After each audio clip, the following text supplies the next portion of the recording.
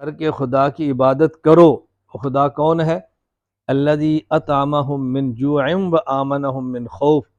پوری دنیا میں کھانا نہیں ملتا، مکے میں ملتا ہے. پوری دنیا میں لوٹ مار ہوتی ہے، مکے میں نہیں ہوتی. تو عبادت کرو. اب اللہ سمجھا رہے ہیں کہ عبادت کے ماحول کے لیے دو چیزیں ضروری ہیں. نمبر ایک امن اور نمبر دو معاش. نمبر ایک امن اور نمبر دو معاش. اگر امن نہ ہو تو عبادات پھر بھی نہیں ہوتی، اور اگر معاش کمزور ہو تو پھر بھی عبادت نہیں ہوتی. اب دیکھیں میں اور آپ بیٹھے ہیں نا، تو میں کتنی بہترین بات کر رہا ہوں اور آپ کتنا بہترین سن رہے ہیں. کیوں؟ میں نے بھی گوشت کھایا ہے، میں نے بھی بھنڈی کھائی ہے، میں نے بھی بکرا کھایا ہے، آپ نے بھی کھایا ہے، تو میرا بھی پیٹ بھرا ہوا ہے، آپ کو بھرا ہوا ہے. کوئی ٹینشن ہو رہی ہے؟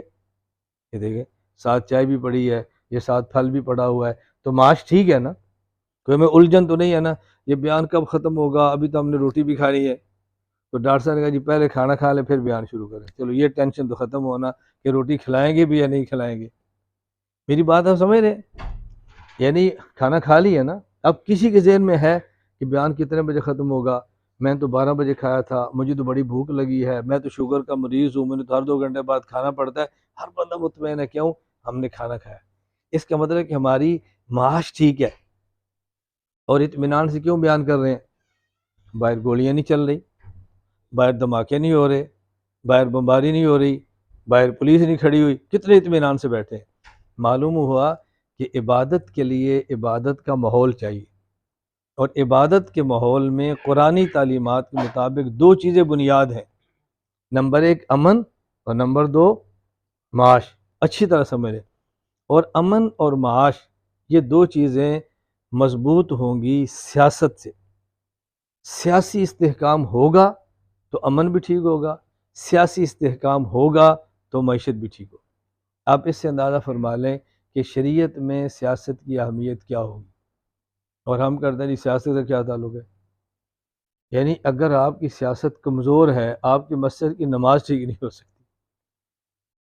یہ سیاسی سسٹم نے ہمارے معاش کو اور ہمارے امن کے معاملات کو حل کرنا ہے، اور یہ دونوں معاملات تب حل ہوں گے جب آپ سیاسی طور پر مستحکم ہیں، قانون آپ کے ہاتھ میں ہے، طاقت آپ کے ہاتھ میں ہے، تو پھر آپ سارے کام کر سکتے ہیں نا، وگرنہ نہیں کر سکتے. اب ہم قطر بیٹھے ہیں تو یہاں کی سیاست اور ہے، یہاں بادشاہ ہیں، امیر ہیں، ان کا اپنا ایک نظام ہے. اور ہم پاکستان کے ہیں تو ہمارا اپنا ایک نظام ہے. یہاں کا نظام الگ ہے اور وہاں کا نظام الگ ہے. یہاں امن یہاں کے نظام سے، اور ہمارے ملک میں نظام امن ہمارے نظام سے.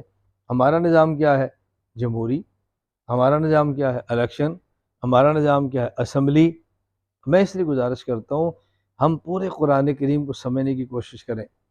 جس طرح عالم کی ذمہ داری ہے وہ امت کو نماز سمجھائے، عالم کی ذمہ داری ہے امت کو روزہ سمجھائے، عالم کی ذمہ داری ہے امت کو نکاح اور طلاق کے مسئلے سمجھائے، عالم کی ذمہ داری ہے کہ حج اور عمرہ سمجھائے، عالم کی ذمہ داری ہے کہ امت کے عقائد ٹھیک کرے، عالم کی ذمہ داری ہے کہ امت کو تجارت کے مسائل بتائے، عالم کی ذمہ داری ہے کہ امت کو سیاست کے مسائل سمجھائے. یہ عالم کی ذمہ داری ہے. ہماری شریعت عام دینوں کی طرح نہیں ہے کہ جس میں دنیا کا کوئی نظام نہ ہو، جس میں عدالت نہ ہو، جس میں قضا نہ ہو. یہ سب چیزیں ہمارے پاس موجود ہیں. میں اس لیے آپ کی خدمت میں گزارش کرنا چاہتا ہوں کہ ہم اس بات کا اہتمام کریں کہ شریعت کے جتنے بھی شعبے ہیں، ہر شعبے میں کام کرنے کے لیے میں بطور خاص کہتا ہوں، علماء دیوبند کی بات کرتا ہوں. اگر آپ میں سے کسی کا تعلق علماء دیوبند کے ساتھ نہ ہو تو وہ ناراض نہ ہو. میں تنقید نہیں کر رہا، میں تو اپنی کارگزاری سنا رہا ہوں نا. پھر میں اگر یہ کہتا ہوں کہ ہماری دکان کا کپڑا خالص ہے تو آپ یہ تو نہ کہ میں آپ کی مخالفت کروں. مجھے اپنی دکان کا کپڑا تو بتانے کا حق حاصل ہے نا. بھئی ہمارا کپڑا خالص ہے، ہماری جوتی خالص ہے، ہمارا پھل خالص ہوتا ہے. ابھی بھائی صاحب کہہ رہے ہیں ہمارے شہر کا جو ہے نا امرود بہت اچھا ہوتا ہے. اس کا مطلب تھوڑا کہ سرگودے کے کنو کی مخالفت ہو رہی ہے. ہمارے کنو کی مخالفت تو نہیں ہو رہی نا. تو میں نے کہنا بھی ہمارا کنو اتنا اچھا ہوتا ہے کہ دنیا میں سرگودے کنو کی کوئی مثال ہی نہیں ہے. اس کا معنی ہے کہ میں آپ کے امرود کی مخالفت کر رہا ہوں. بھائی آپ اپنا امرود بتائیں، ہم اپنا کنو بتائیں. آپ اپنی نسوار بتائیں، وہ اپنا مال بتائیں. کون منع کرتا ہے؟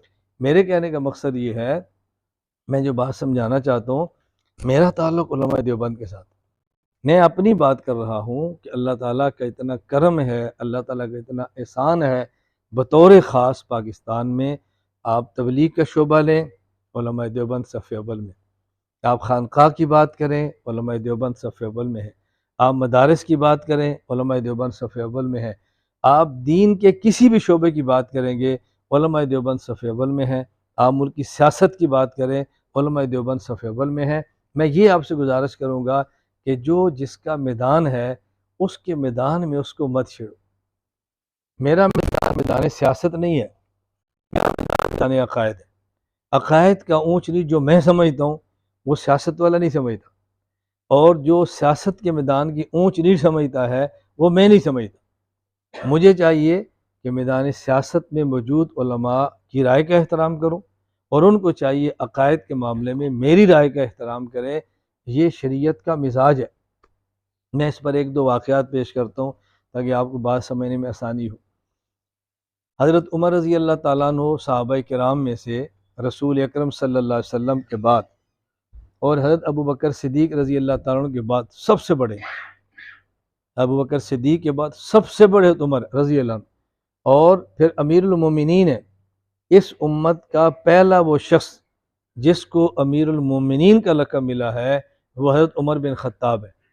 ابو بکر صدیق کا جو لقب تھا نا وہ خلیفۃ رسول اللہ تھا، امیر المومنین کا نہیں تھا. امیر المومنین کا پہلا لقب حضرت عمر بن خطاب رضی اللہ تعالیٰ عنہ. جب بھی مدینہ منورہ میں کوئی جنازہ آتا، حضرت عمر رضی اللہ عنہ پوچھتے کہ حذیفہ بن یمان مدینہ میں ہے؟ جی مدینہ میں ہے. اس جنازے میں ہے؟ جی نہیں ہے. کہا میں نہیں پڑھوں گا، میں نہیں پڑھوں گا. کیوں؟ فرماتے ہیں حضرت حذیفہ کا فن یہ تھا کہ اللہ کے نبی نے فتنے اور فتین سمجھتے ہیں جو فتنہ پھیلانے والے ہوتے ہیں، فتنے اور فتین یہ حضرت حذیفہ کو بتائے تھے. اگر حذیفہ مدینے میں آ کر اس جنازے میں نہیں ہے نا، اس کا مطلب کہ منافق کا جنازہ ہے، میں نہیں پڑھوں گا. بڑے کون ہیں؟ حضرت عمر. اعتماد کس پر ہے؟ حضرت حذیفہ پر. کیوں؟ یہ فن حذیفہ کا ہے نا. یہ فن کس کا ہے؟ حذیفہ کا. اعتماد اس پہ کیا جا رہا ہے. بہت سارے واقعات ہیں، میں تو صرف آپ کو مثالیں دے رہا ہوں. حضرت امام اعظم ابو حنیفہ رحمہ اللہ تعالی، حضرت امام صاحب کو خواب آئی. آپ نے خواب میں دیکھا کہ رسول اکرم صلی اللہ علیہ وسلم کی قبر مبارک کو میں نے کھودا ہے اور آپ کی ہڈیاں مبارک میں نے اٹھائی. یہ کیا دیکھا؟ خواب. اب امام صاحب رحمۃ اللہ علیہ اس خواب کو دیکھ کر اتنے پریشان ہوئے کہ حضرت امام صاحب رحمۃ اللہ علیہ بیمار ہو گئے، سبق پڑھانا چھوڑ دیا. شاگرد گھر میں بیمار پرسی کے لیے آنا شروع ہو گئے کہ میں نے کیا دیکھا ہے. حضرت امام صاحب نے اپنے شاگرد کو بھیجا کہ امام ابن سیرین کے پاس جاؤ اور ان سے میرے اس خواب کی تعبیر پوچھو، اور یہ مت بتاؤ کہ خواب کس نے دیکھا ہے. ابن سیرین کے پاس شاگرد گیا، کہا جی یہ خواب دیکھا ہے. تو امام ابن سیرین فرمانے لگے یہ خواب کس نے دیکھا ہے؟ یہ خواب کس نے دیکھا ہے؟ کہا جس نے دیکھا اس نے منع کیا. کہا یہ ابو حنیفہ کے علاوہ کوئی نہیں دیکھ سکتا. یہ بتاؤ کس نے دیکھا ہے؟ کہا جی انہوں نے دیکھا ہے. کہا پھر ان کو مبارک دو، مبارک دو اس خواب کو. اس خواب کی تعبیر یہ ہے کہ نبی پاک صلی اللہ علیہ وسلم کی سنتیں جو دنیا میں پھیل گئی ہیں ان کو ایک جگہ جمع یہ شخص کرے گا. یہ جو خواب میں دیکھا نا ہڈیاں مبارک پھیلی ہیں، اس کی تعبیر کیا تھی کہ نبی پاک صلی اللہ علیہ وسلم کا جو دین سنت ہے نا وہ جو پھیل گئی ہیں ان کو لکھوائے گا ابو حنیفہ، تو جاؤ جا کے ان کو مبارک دو. اب دیکھو عالم بڑے ابو حنیفہ ہے اور تعبیر کون دے رہے؟ کیوں؟ یہ فن ان کا تھا، یہ فن ان کا تھا. یہ فن کو سمجھنا بہت ضروری ہے. ملتان میں جلسہ تھا اور عنوان تھا ختم نبوت. امیر شریعت مولانا عطا اللہ شاہ بخاری رحمۃ اللہ علیہ نے بیان فرمایا. جب بیان سے فارغ ہوئے تو اس میں کھڑے ہو کر ایک غیر مقلد نے سوال کیا. نہ غیر مقلد، کسی بندے نے سوال کیا کہ حضرت یہ غیر مقلدین کے پیچھے نماز ہو جاتی ہے؟ شاہ جی نے فرمایا ہو جاتی ہے. امیر شریف نے فرمایا کہ ہو جاتی ہے. جب شاہ جی بیٹھ گئے تو جلسے کے صدر تھے مولانا خیر محمد جلندری، وہ کھڑے ہو گئے. تو انہوں نے کہا بھی میں جلسے کا صدر ہوں، میں میزبان سے گزارش کرتا ہوں کہ حق صدارت کو استعمال کر دے، مجھے ایک مسئلہ بتانے دے. کہا جی آپ کو اجازت ہے. تو مولانا جلندری فرمانے لگے کہ ان کے پیچھے نماز نہیں ہوتی اور اس کی اتنی وجوہ ہے. جب یہ بیان کیا امیر شریعت عطا اللہ شاہ بخاری پھر کھڑے ہو گئے. شاہ جی فرمانے لگے کہ نہ مولانا خیر جلندری فرمانے لگے کہ قادیانیت کی مخالفت میں کس کو ساتھ رکھنا ہے کس کو نہیں رکھنا، یہ فن عطا اللہ شاہ بخاری کا ہے۔ کس کے پیچھے نماز ہوتی کس کے پیچھے نہیں ہوتی، یہ فن خیر محمد کا ہے، تو نہیں ہوتی۔ جب بیٹھ گئے امیر شریف پھر کھڑے ہوئے، اعتماد دیکھے، انہوں نے فرمایا مسئلہ وہی ہے جو مولانا خیر محمد نے فرمایا، میں رجوع کرتا ہوں، یہ ان کا فن ہے۔ تو میں کیا سمجھانا چاہ رہا ہوں، یہ ہمارے اکابر کا طرز ہے کہ جو جس کا میدان ہے اس کے میدان میں مداخلت مت کریں۔ اب ہوتا کیا ہے، ایک آدمی کا میدان ہے سیاست، وہ اونچ نیچ اپنے ہیچ پیچ وہ لڑ رہا ہے اپنی جنگ، اور دوسرا اٹھ کے کہتا ہے یہ ٹھیک نہیں ہے، تو لوگ کہتے ہیں فلاں مولانا صاحب نے نہیں کہا، تو ہم کہتے ہیں بھی ان مولانا صاحب نے سیاست کبھی کی نہیں ہے، ان کو کیا پتہ سیاست کیا ہے، ان کو پتہ نہیں ہے۔ جب کریں تو پھر بتائیں نا، تو جب کرتے ہی نہیں ہے تو پھر آپ رائے کیوں دیتے ہیں؟ اس لیے اس بات کو ہمیشہ ذہن میں رکھیں۔ میں آپ کی خدمت میں گزارش کروں گا کہ دین کے جتنے شعبے ہیں یہ تمام علماء کی ذمہ داری ہے، اور جس عالم کا جو شعبہ ہے اس شعبے میں اسی عالم پر اعتماد کیا جائے اور اس کے ساتھ تعاون کیا جائے۔ اگر تعاون نہیں کر سکتے تو خاموش رہیں، مخالفت نہ کریں، خاموش رہیں، خاموشی سے اپنا وقت گزاریں۔ اس لیے کہ ہمارا نکاح بھی عالم نے، بچہ پیدا ہو تو اذان بھی عالم نے، اگر مر گئے تو جنازہ بھی عالم نے، اور قبر میں اتارنا بھی عالم نے۔ مرنا جینا ان لوگوں کے ساتھ ہے، تو پھر ان کی مخالفت کرنے سے ملے گا گیا؟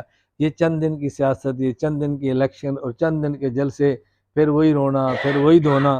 اب مجھے میں نے پہلے کہا میں تو سیاسی مولوی نہیں ہوں، مجھے تو کہتے بھی شرم آتی ہے کہ جب آپ اقتدار پر ہوں تو میدان سیاست کے عالم کو گالیاں دیں، اور جب اقتدار سے اتریں پھر اسی پر جا کر معافیا مانگے، حضرت جان چھڑا دیں۔ اب کھڑے رہو نا، اب کھڑے رہو، اب کیا معافی ہے؟ کبھی اس نے بھی آپ سے معافی مانگی ہے تو بتاؤ، وہ تو کھڑا ہوا ہے، جیسے پہلے دن سے کھڑا تھا ایسے آج بھی کھڑا ہے۔ تو ایک اصولوں کی بات بھی ہوتی ہے۔ میں آپ کی خدمت میں گزارش کر رہا ہوں اس بات کو ہم سمجھنے کی کوشش کریں۔ ہم نے انشاءاللہ العزیز، اللہ نے توفیق عطا فرمائی تو دین کے ہر شعبے میں کردار ادا کرنا ہے انشاءاللہ العزیز۔ بس میں آخری گزارش آپ سے عرض کرتا ہوں، اور میں ہر جگہ پہ یہ بات کہتا ہوں، ہر جگہ پہ، مثلا میں یہاں قطر میں ہوں تو میں یہاں کہتا ہوں، میری ترکی رہائش ہے میں وہاں کہتا ہوں، کسی اور ملک میں جاتا ہوں میں ہمیشہ کہتا ہوں بھی آپ ایک چیز کا خیال، مثلا آپ قطر رہتے ہیں، میں یہاں کی بات کرتا ہوں، ہر ملک کی بات کرتا ہوں، جہاں رہتے ہیں وہاں اگر آپ نے رہنا ہے تو وہاں کے قوانین کا احترام کریں، نہیں کر سکتے تو ملک چھوڑ دیں۔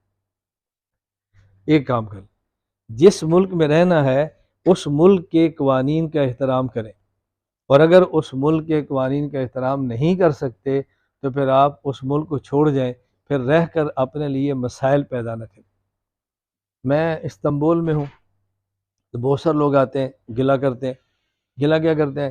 مہنگائی بہت ہے، قانون سخت بہت ہے، میں ترکی کی بات کر رہا ہوں، مہنگائی بہت ہے، سختی بہت ہے، اور اقامہ نہیں بن رہا، ہم اقامہ کہتے ہیں وہ کملے کہتے ہیں، کملے کی نہیں بن رہا، شرطیں بڑی ہو گئی ہیں، دن بڑے لگ گئے ہیں۔